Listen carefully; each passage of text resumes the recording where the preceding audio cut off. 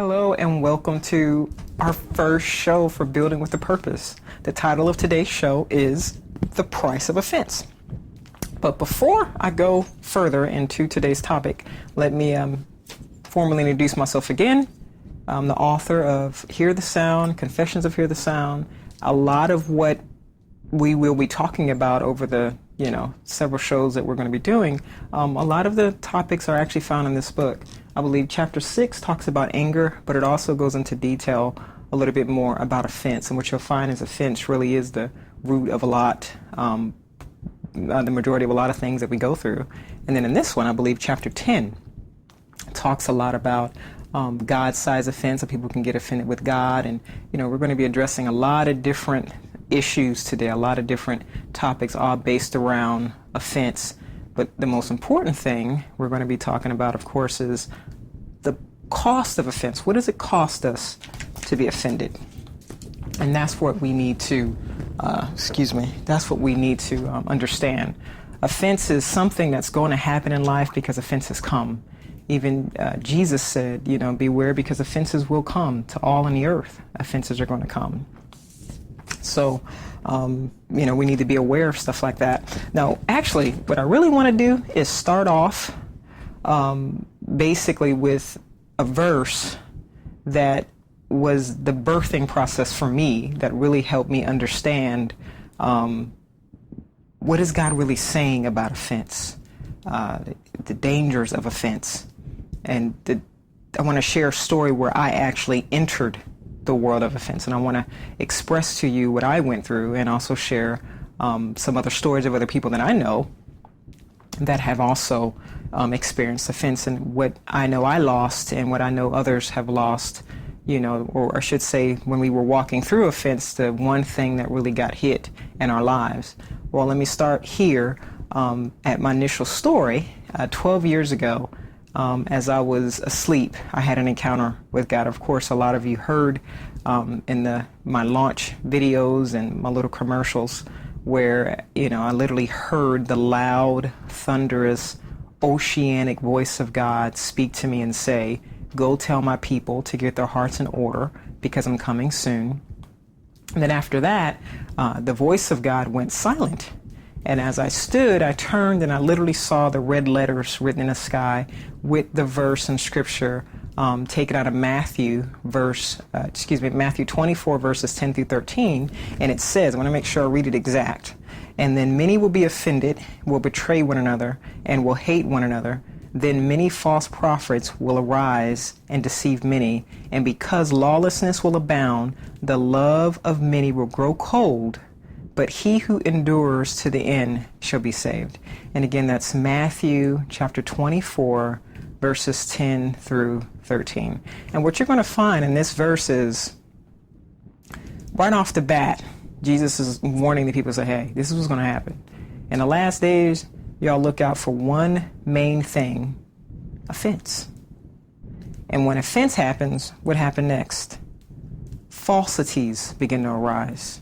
Isn't it funny how many people can come in the name of God, and those of us who can identify Christ based on the red letters that he clearly left, we can tell, wait a minute, something wrong with this picture. Somebody missed a few chapters. Something's really not working too well. Something ain't right. My mom used to say it like this: something in the milk ain't clean.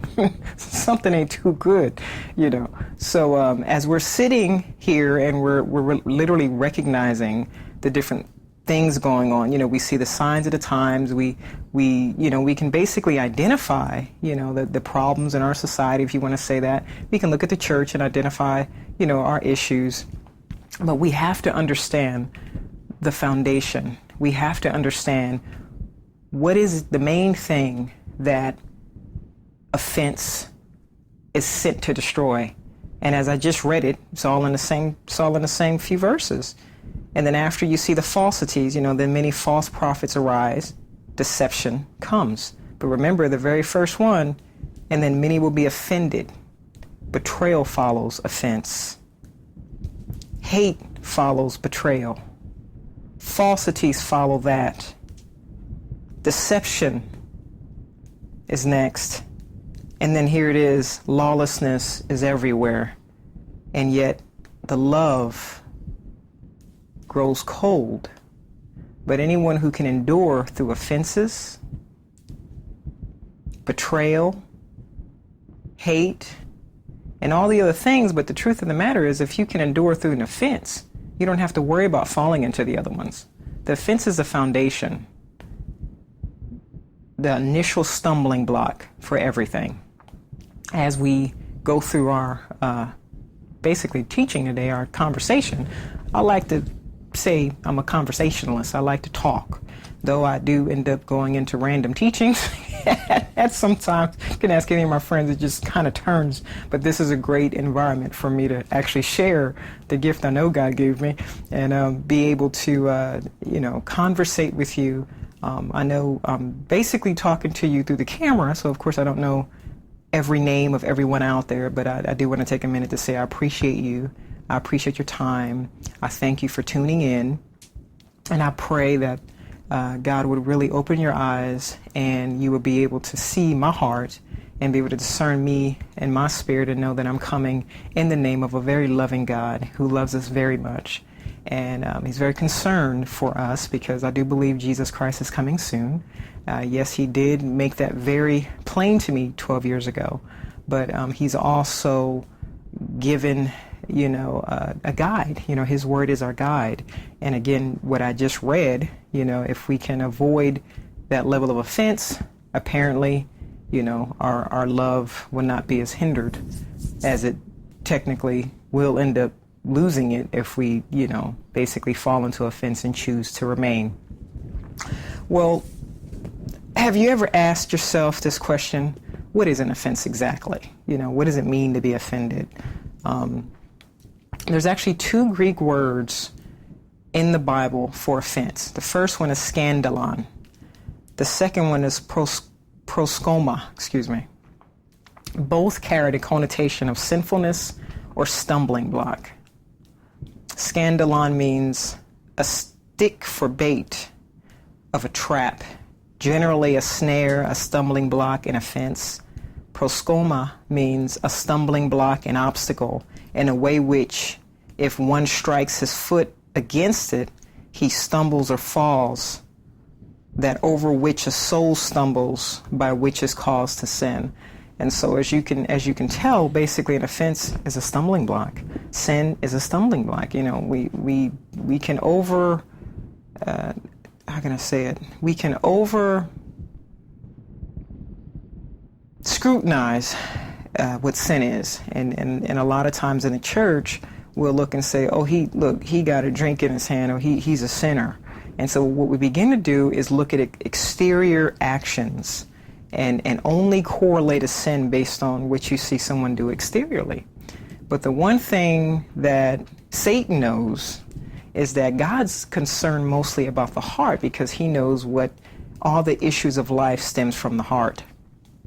And so God's looking at our motives. Now, I'm not advocating drinking by all means, but is it really wise to see someone who has one drink in his hand and then all of a sudden completely call him a sinner because he has one drink in his hand, when nowhere in the scripture does it say, you can't have a drink? It says drunkenness. When anything, whether it's food, whether it's drinking, whether it's no matter what it is, when anything consumes a person and literally takes over their members, takes over their life, that's the problem. And it's not just drinking, like I said, it's lying. Some people just being a klepto, basically stealing all the time. I mean, being a thief is one thing, but a klepto is like completely consumed. They just can't sit still without going to their cutting them house and stealing the silverware. I mean, it's just, and that's just their world, and they're literally attached to it. That's just what drives them.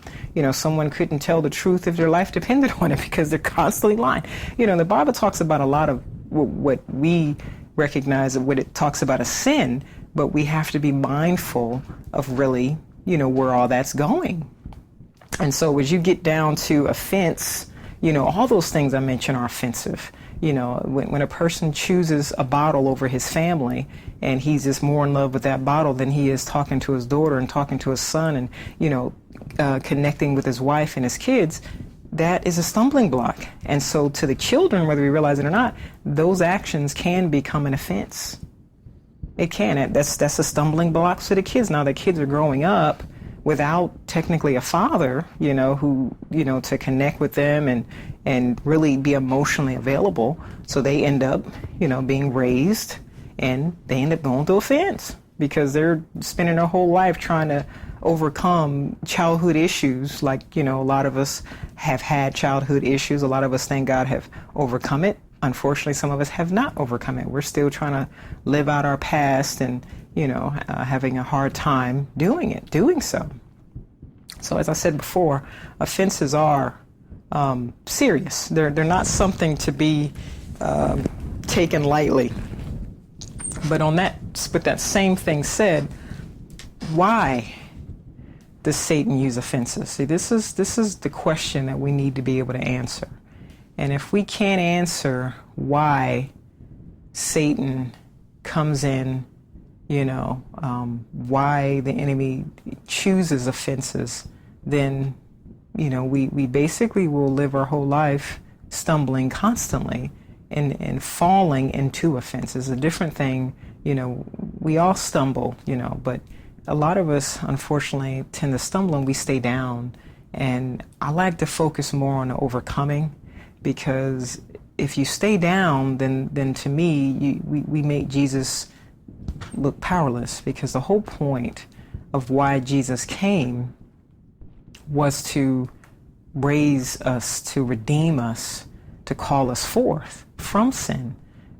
For instance, Exodus has the 10 Commandments, or in Exodus talks about thou shalt not commit adultery, thou shalt not be jealous, to covet, gives you thou shalt not kill, thou shalt not covet. It gives all these laws, 10 of them. And what we don't realize is each one of those laws that's given, whenever we do any of them, honestly, each one can cause an offense. Everyone, think about it. A husband that cheats on his wife, that action of adultery is an offense to the wife. So that stumbling block can make her do what? Let's go back to that Matthew that I just read. That stumbling block can make her do what? Literally fall into hate. Literally, honestly, take on, falsities and literally live in a state of pain emotionally, basically hating her husband for what he did. But what caused all that? The action of adultery. When he betrayed his wife, went with another woman, she finds out about it, she now falls into hurt, falls into anger, she gets offended, all these other emotions follow, and of course it's her choice to fall into all these. But initially, when something like that happens, our hurt comes. It hits us at our core. Whenever someone, is coveting what we have, that didn't feel good to us, because we're trying to befriend people and be nice to people. And before you know it, they're over there trying to get what we got. And we're just trying to be innocently kind to someone. Try to have healthy relationships. Well, all these things that I'm mentioning, those are all huge hindrances to God's plan. He doesn't want us living within all these things are outside of his boundaries. See, within his boundaries is love. Within his boundaries is peace. Within his boundaries are joy, gentleness, kindness. All these things are within his boundaries. Now, what is the one thing that Satan comes after? The one thing, and this is interesting, and I'm about to point out to you. Mind you, the name of the show is The Price of Offense. I'm just addressing types of offenses that any one of us can, have been through. I mean, I've been through my offenses as well. But the one thing that Satan's after is the one thing that Jesus came to summarize. Now, you see how I mentioned the 10 Commandments and how each one of them are, the first one talks about love the Lord your God, with everything in you. Thou shalt have no other gods before him. He wants to be number one. And then after that, everything's about each other. Don't steal from your neighbor. Don't covet your neighbor's wife. Don't kill. It literally goes into relationship. Every standard of the 10 Commandments was based on relationship. Doing unto others as you want others to do unto you. keeping that respect. Those are all respect lines. Now, isn't this interesting? In Matthew chapter 22, I'm actually going to read it for you. Matthew chapter 22, verse 37 through 40 says, "And Jesus said to him, you shall love the Lord your God with all your heart, with all your soul, and with all your mind. This is the first and great commandment. And the second is like it. You shall love your neighbor as yourself. On these two commandments hang all the law and the prophets."